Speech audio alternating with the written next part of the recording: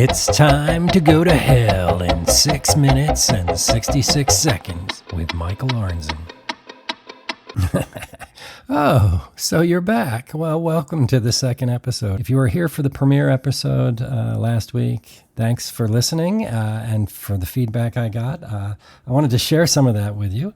But first, I wanted to thank anyone who's listening right now, whether you're new or came last time.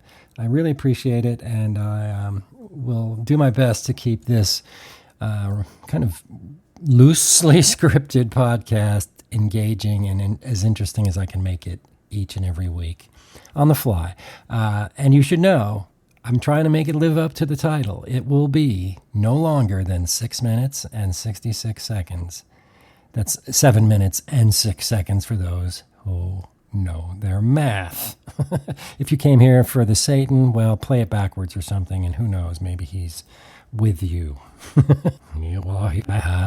Let's get started because this is going to be over with before you know it. First off, I wanted to share some feedback on the last episode.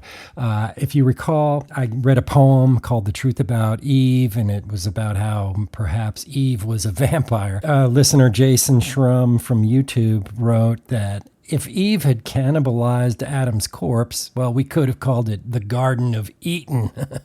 So thanks, Jason. My old friend Bill Hamilton posted on Instagram, just one word, sacrilegious. Sacrilegious, yes. That sounds like the title of a nunsploitation film to me, but be that as it may, I appreciate that succinct review. Thank you, Bill. And I even got a comment this morning from one of my former undergrad students in creative writing. He's gone on to teach the 9th grade. His name is Jack Murphy, and Mr. Murphy told his 9th graders all about Dark Poetry Day, thanks to my podcast, where I mentioned it last week. And he had them all make blackout poems from pages torn out of a copy of Frankenstein. And you can see the results of that on Instagram at JRMurphy95. Check it out. I love to spread the corruption. I want to turn now to the key story for this episode. I promised more music last time, and this time you're going to get some. I hope you like the original theme song that happened at the top of this podcast. It's by a composer named Ayca Akin, who I recently got to know through my work on a film, which I'll discuss in a second. But first, I just wanted to say that Ayca scored that film. I'll be sharing a sample of her music from it in a few moments. But I just wanted to give a shout out to her. She's awesome. And you can listen to more of her music if you go to the website 6m66s.com, where I've put a link to her, a permalink, on the About page. The movie that I'm talking about was called The Balloon. And last weekend, I attended the premiere of The Balloon, which I wrote the original screenplay for. The Balloon is a short liminal horror film, 7 minutes long, that tells the harrowing story of a downtrodden mechanic who lives in a deteriorating paradigm, but there is more than meets the eye when the past and present converge.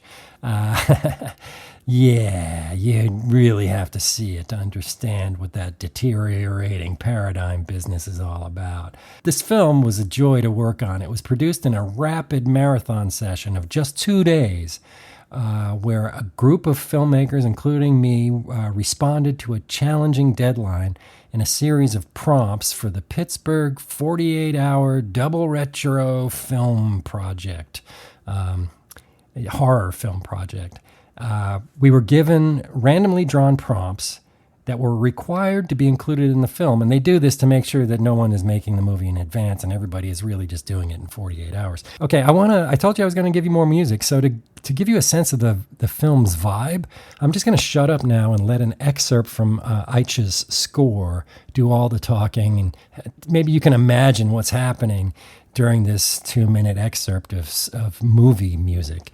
It's one of the suspenseful murder scenes in the film, and that's really all you need to know. Without further ado, here's Ayca Akin.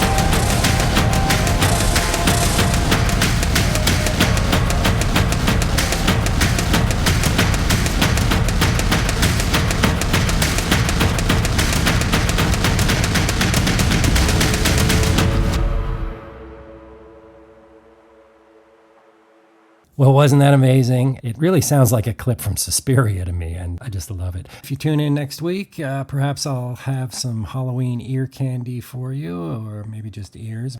For comments or information, please visit 6m66.com or my website, gorlitz.com, for more. 666 was filmed before an undead studio audience.